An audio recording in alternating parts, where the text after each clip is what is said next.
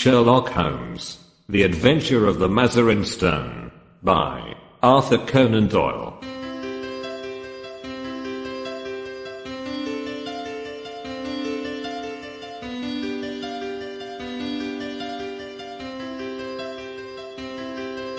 It was pleasant to Dr. Watson to find himself once more in the untidy room of the first floor in Baker Street, which had been the starting point of so many remarkable adventures.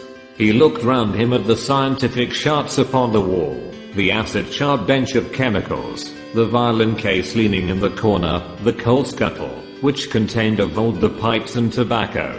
Finally, his eyes came round to the fresh and smiling face of Billy, the young but very wise and tactful page, who had helped a little to fill up the gap of loneliness and isolation which surrounded the saturnine figure of the great detective.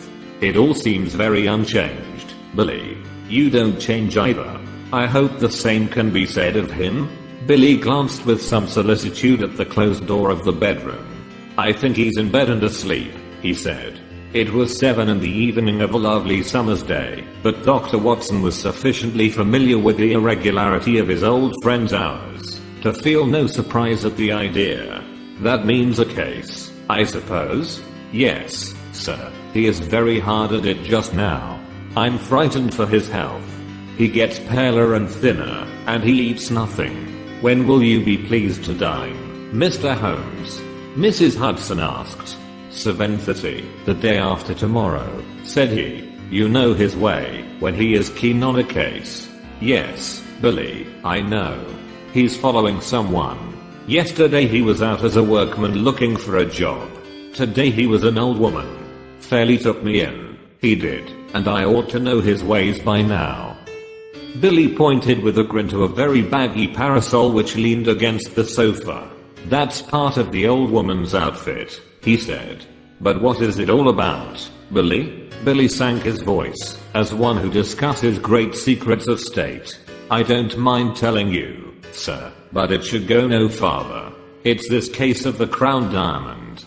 What, the £100,000 burglary? Yes, sir. They must get it back, sir. Why, we had the Prime Minister and the Home Secretary both sitting on that very sofa. Mr. Holmes was very nice to them. He soon put them at their ease, and promised he would do all he could. Then there is Lord Cantlamere. Ah. Yes, sir. You know what that means. He's a stiff UN. Sir, if I may say so. I can get along with the Prime Minister, and I've nothing against the Home Secretary, who seemed a civil, obliging sort of man. But I can't stand his lordship. Neither can Mr. Holmes, sir. You see, he don't believe in Mr. Holmes, and he was against employing him. He'd rather he failed. And Mr. Holmes knows it. Mr. Holmes always knows whatever there is to know. Well, we'll hope he won't fail, and that Lord Cantlamere will be confounded. But I say, Billy, what is that curtain for across the window? Mr. Holmes had it put up there 3 days ago. We've got something funny behind it. Billy advanced and drew away the drapery which screened the alcove of the bow window. Dr. Watson could not restrain a cry of amazement. There was a facsimile of his old friend, dressing gown and all, the face turned 3/4 towards the window and downward, as though reading an invisible book, while the body was sunk deep in an armchair. Billy detached the head, and held it in the air. We put it at different angles, so that it may seem more lifelike. I wouldn't dare touch it, if the blind were not down. But when it's up you can see this from across the way. We used something of the sort once before. Before my time, said Billy. He drew the window curtains apart, and looked out into the street.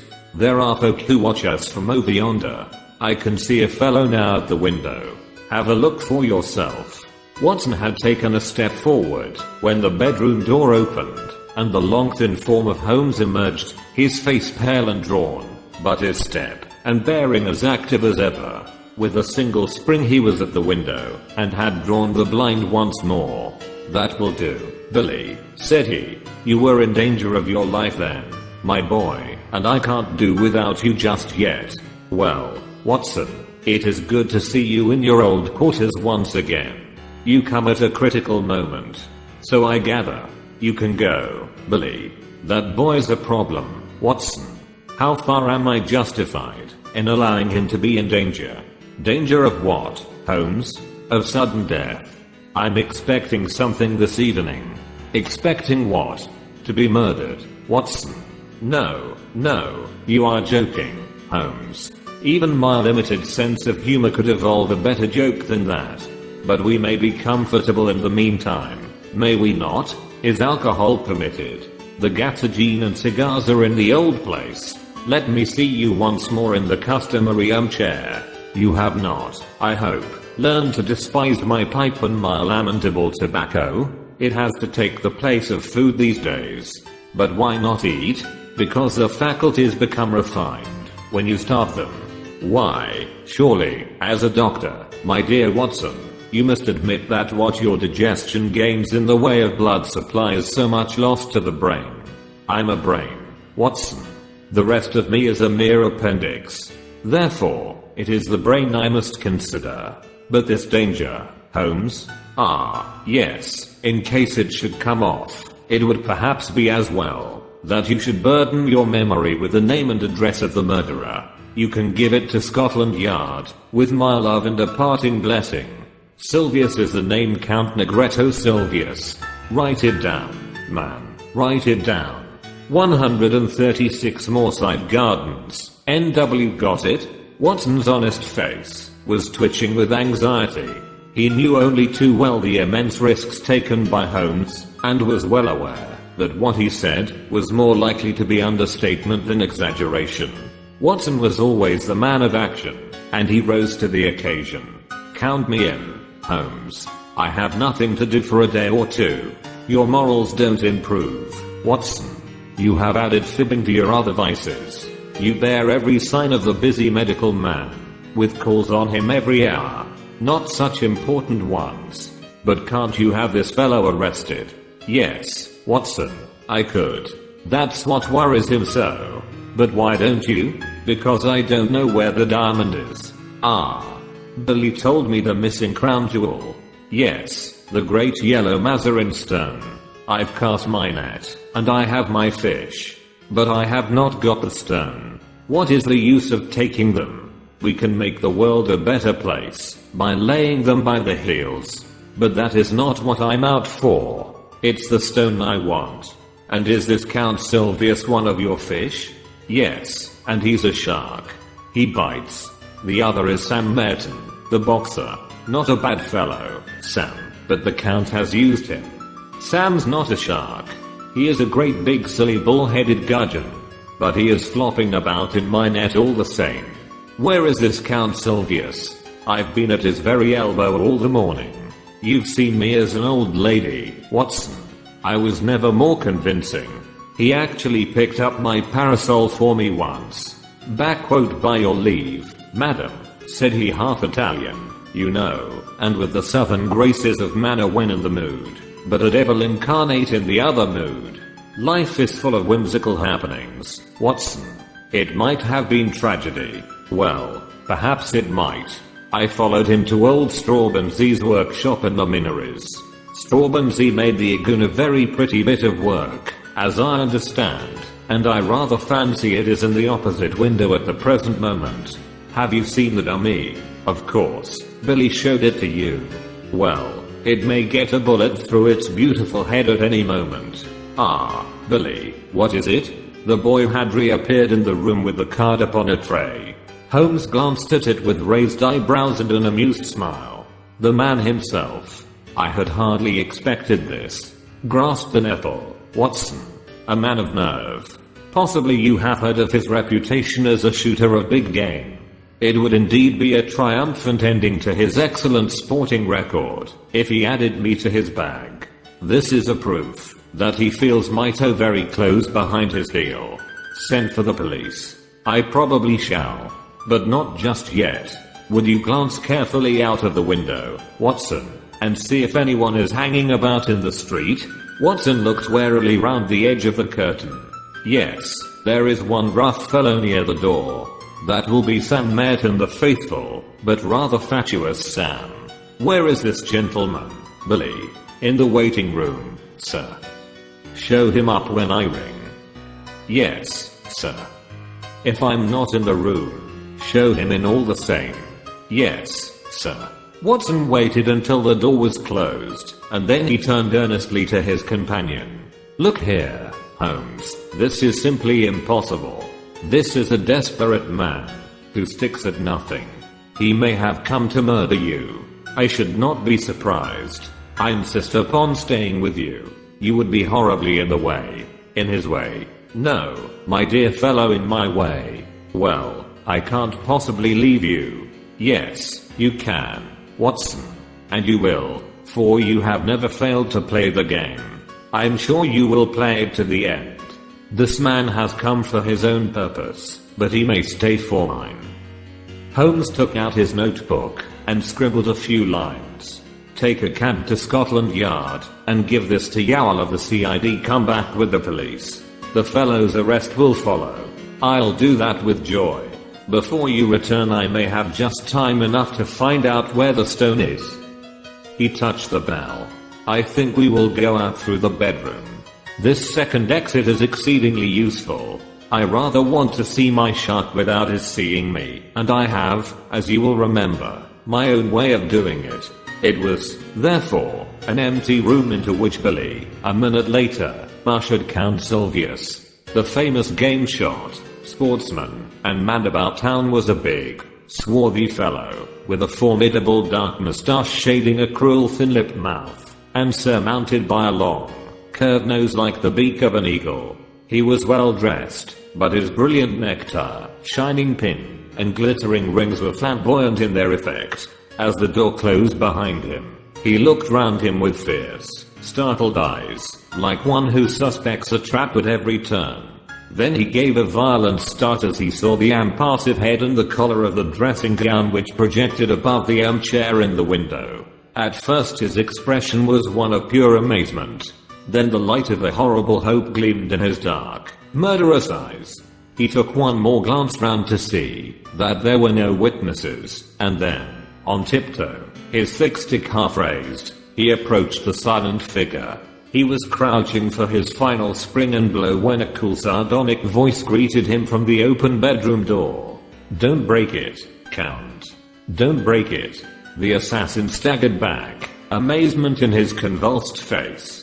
For an instant he half raised his loaded cane once more, as if he would turn his violence from the effigy to the original, but there was something in that steady grey eye and mocking smile which caused his hand to sink to his side. It's a pretty little thing, said Holmes, advancing towards the image. Tavernier, the French modeler, made it. He is as good at waxworks as your friend Straub, and he is at air guns. Air guns, sir. What do you mean? Put your hat and stick on the side table. Thank you. Pray take a seat. Would you care to put your revolver out also? Oh, very good, if you prefer to sit upon it. Your visit is really most opportune, for I wanted badly to have a few minutes chat with you. The Count scowled, with heavy, threatening eyebrows. I too wish to have some words with you, Holmes. That is why I'm here. I won't deny that I intended to assault you just now. Holmes swung his leg on the edge of the table. I rather gathered that you had some idea of the sort in your head, said he. But why these personal attentions? Because you have gone out of your way to annoy me. Because you have put your creatures upon my track. My creatures? I assure you no. Nonsense. I have had them followed.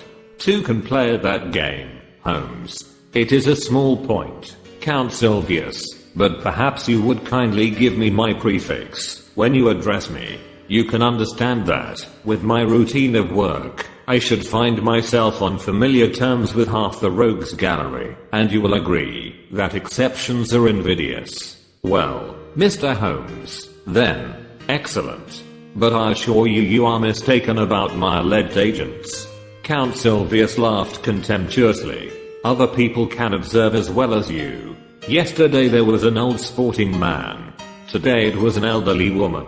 They held me in view all day. Really, sir, you compliment me. Old Baron Dowson said the night before he was hanged that in my case, What the law had gained the stage had lost. And now you give my little impersonations your kindly praise? It was you yourself. Holmes shrugged his shoulders. You can see in the corner the parasol which you so politely handed to me in the Minories, before you began to suspect. If I had known, you might never have seen this humble home again. I was well aware of it. We all have neglected opportunities to deplore. As it happens, you did not know, so here we are.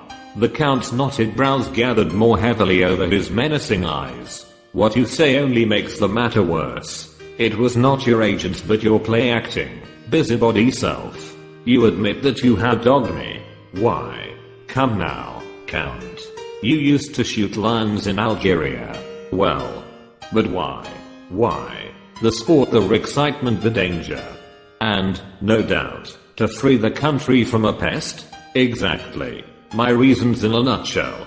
The Count sprang to his feet, and his hand involuntarily moved back to his hip pocket. Sit down, sir, sit down. There was another, more practical, reason. I want that yellow diamond. Count Silvius lay back in his chair with an evil smile. Upon my word, said he, you knew that I was after you for that. The real reason why you are here tonight is to find out how much I know about the matter, and how far my removal is absolutely essential. Well, I should say that, from your point of view, it is absolutely essential, for I know all about it, save only one thing, which you are about to tell me. Oh, indeed. And pray, what is this missing fact? Where the crown diamond now is? The Count looked sharply at his companion. Oh, you want to know that, do you? How the devil should I be able to tell you where it is? You can, and you will. Indeed. You can't bluff me, Count Silvius. Holmes's eyes, as he gazed at him, contracted and lightened, until they were like two menacing points of steel. You are absolute plate glass. I see to the very back of your mind. Then, of course, you see where the diamond is. Holmes clapped his hands with amusement, and then pointed a derisive finger. Then you do know. You have admitted it. I admit nothing. Now, Count, if you will be reasonable we can do business. If not, you will get hurt. Count Silvius threw up his eyes to the ceiling. And you talk about bluff, said he. Holmes looked at him thoughtfully like a master chess player who meditates his crowning move. Then he threw open the table drawer, and drew out a squat notebook. Do you know what I keep in this book? No, sir, I do not. You.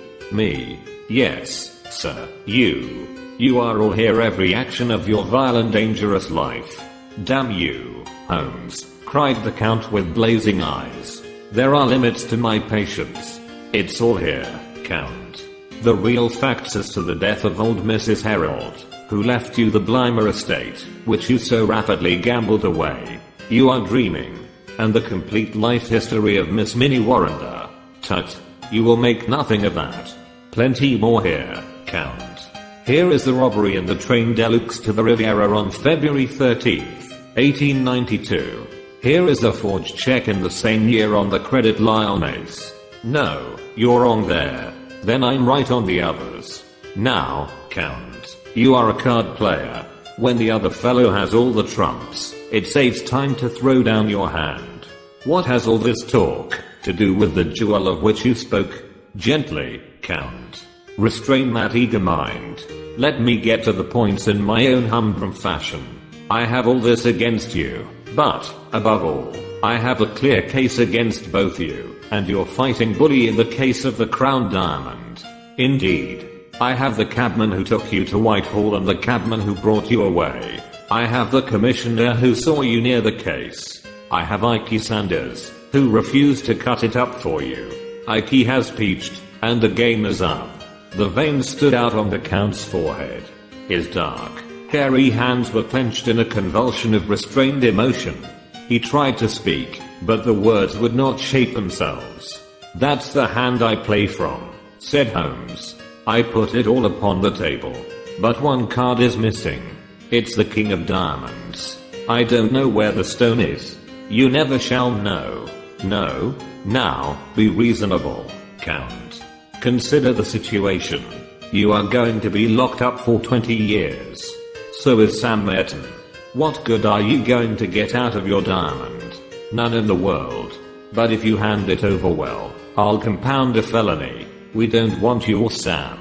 We want the stone. Give that up. And so far as I'm concerned, you can go free, so long as you behave yourself in the future. If you make another slip, well, it will be the last. But this time my commission is to get the stone, not you. But if I refuse, why, then alas it must be you, and not the stone. Billy had appeared in answer to a ring. I think, Count, that it would be as well to have your friend Sam at this conference. After all, his interests should be represented. Billy, you will see a large and ugly gentleman outside the front door. Ask him to come up. If he won't come, sir, no violence. Billy, don't be rough with him. If you tell him that Count Sylvius wants him, he will certainly come. What are you going to do now? Asked the Count as Billy disappeared. My friend Watson was with me just now. I told him that I had a shark and a gudgeon in my net. Now I'm drawing the net, and up they come together. The Count had risen from his chair, and his hand was behind his back. Holmes held something half protruding from the pocket of his dressing gown. You won't die in your bed, Holmes. I have often had the same idea. Does it matter very much? After all, Count, your own exit is more likely to be perpendicular than horizontal. But these anticipations of the future are morbid. Why not give ourselves up to the unrestrained enjoyment of the present? A sudden wild beast light sprang up in the dark, menacing eyes of the master criminal. Holmes's figure seemed to grow taller as he grew tense and ready. It is no use your fingering your revolver, my friend, he said in a quiet voice. You know perfectly well that you dare not use it, even if I gave you time to draw it. Nasty noisy things, revolvers, Count. Better stick to air guns. Ah, I think I hear the fairy footstep of your estimable partner. Good day, Mr. Merton. Rather dull in the street, is it not? The prize fighter, a heavily built young man with a stupid, obstinate, slab-sided face, stood awkwardly at the door, looking about him with a puzzled expression.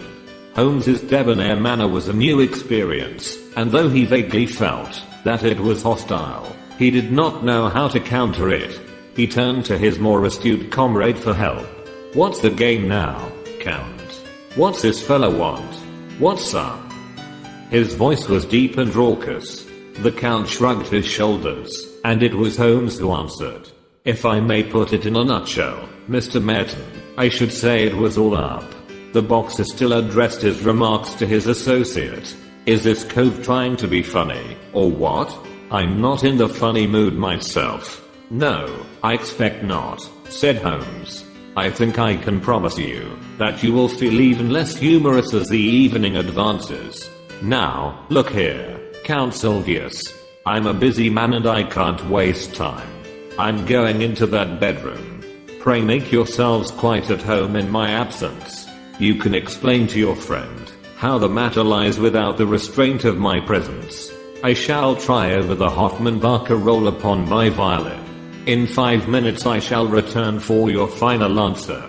You quite grasp the alternative, do you not? Shall we take you, or shall we have the stone? Holmes withdrew, picking up his violin from the corner as he passed. A few moments later the long-drawn, wailing notes of that most haunting of tunes came faintly through the closed door of the bedroom. What is it, then? Asked Merton anxiously as his companion turned to him. Does he know about the stone? He knows a damned sight too much about it. I'm not sure that he doesn't know all about it. Good lord. The boxer's sallow face turned a shade whiter. Ike Sanders has split on us. He has he? I'll do him down a thick UN for that, if I swing for it. That won't help us much. We've got to make up our minds what to do. Half a remo, said the boxer, looking suspiciously at the bedroom door. He's only Rico that wants watching. I suppose he's not listening. How can he be listening with that music going? That's right. Maybe somebody's behind a curtain. Too many curtains in this room. As he looked round, he suddenly saw for the first time the effigy in the window, and stood staring and pointing, too amazed for words. "Tut, it's only a dummy," said the Count. "A fake, is it? Well, strike me. Madame Tuss ordained in it. It's the living spit of him, gown and all. But them curtains, Count. Oh, confound the curtains. We are wasting our time, and there is none too much. He can lag us over this stone. The deuce he can. But he'll let us slip, if we only tell him where the swag is. What? Give it up. Give up 100,000 quid. It's one or the other." Merton scratched his short-cropped pate. "He's alone in there. Let's do him in. If his light were out, we should have nothing to fear." The Count shook his head. "He is armed and ready. If we shot him, we could hardly get away in a place like this. Besides, it's likely enough that the police know whatever evidence he has got. Hello? What was that?" There was a vague sound which seemed to come from the window.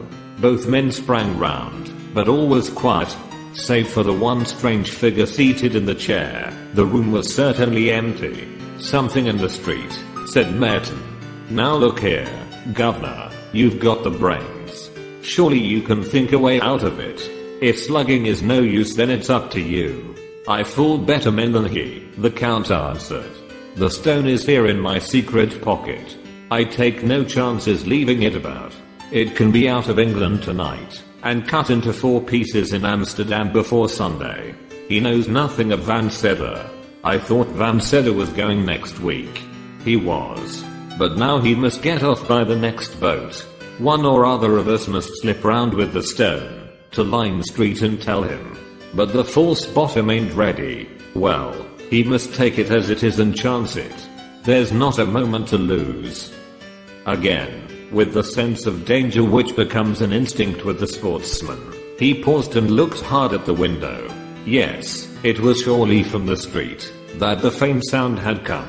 As to Holmes, he continued, we can fool him easily enough. You see, the damned fool won't arrest us if he can get the stone. Well, we'll promise him the stone. We'll put him on the wrong track about it, and before he finds that it is the wrong track, it will be in Holland and we out of the country.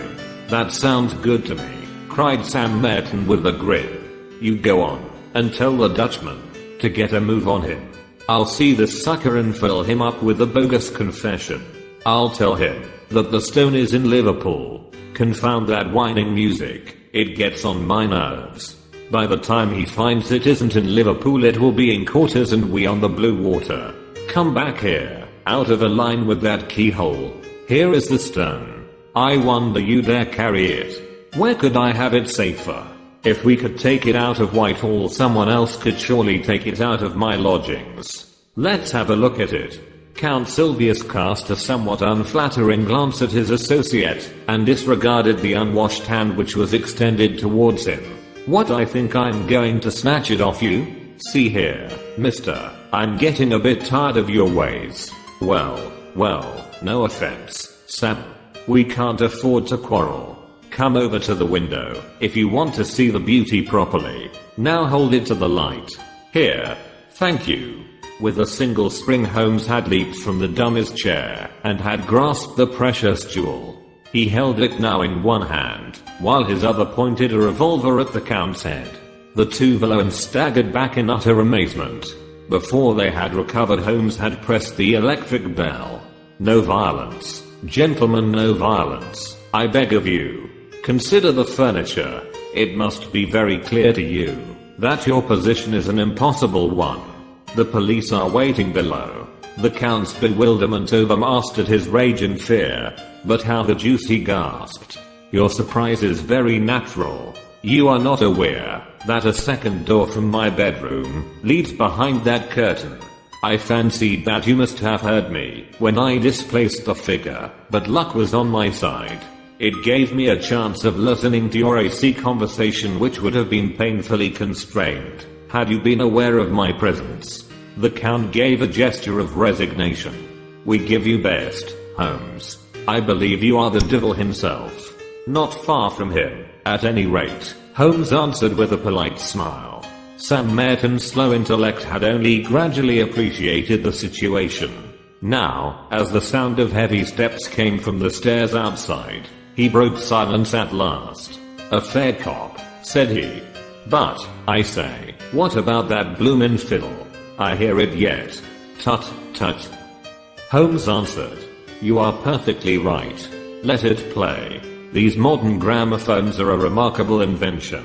There was an inrush of police, the handcuffs clicked, and the criminals were led to the waiting cab. Watson lingered with Holmes, congratulating him upon this fresh leaf, added to his laurels. Once more their conversation was interrupted by the imperturbable Billy with his card tray. "Lord Cantlemere, sir." "Show him up, Billy. This is the eminent peer who represents the very highest interests," said Holmes. "He is an excellent and loyal person, but rather of the old regime. Shall we make him unbend? Dare we venture upon a slight liberty? He knows, we may conjecture, nothing of what has occurred." The door opened to admit a thin, austere figure with a hatchet face, and drooping mid-Victorian whiskers of a glossy blackness which hardly corresponded with the rounded shoulders and feeble gait. Holmes advanced affably, and shook an unresponsive hand. "How do you do, Lord Cantlemere? It is chilly for the time of year, but rather warm indoors. May I take your overcoat?" "No, I thank you. I will not take it off." Holmes laid his hand insistently upon the sleeve. "Pray allow me. My friend Dr. Watson would assure you that these changes of temperature are most insidious." His lordship shook himself free with some impatience. "I'm quite comfortable, sir. I have no need to stay. I have simply looked in to know how your self-appointed task was progressing. It is difficult, very difficult. I feared that you would find it so." There was a distinct sneer in the old courtier's words and manner. "Every man finds his limitations, Mr. Holmes, but at least it cures us of the weakness of self-satisfaction." "Yes, sir, I have been much perplexed." "No doubt. Especially upon one point. Possibly you could help me upon it. You applied for my advice rather late in the day. I thought that you had your own all-sufficient methods. Still, I'm ready to help you. You see, Lord Cantlemere, we can no doubt frame a case against the actual thieves when you have caught them." "Exactly. But the question is, how shall we proceed against the receiver? Is this not rather premature? It is as well to have our plans ready. Now, what would you regard as final evidence against the receiver?" "The actual possession of the stone."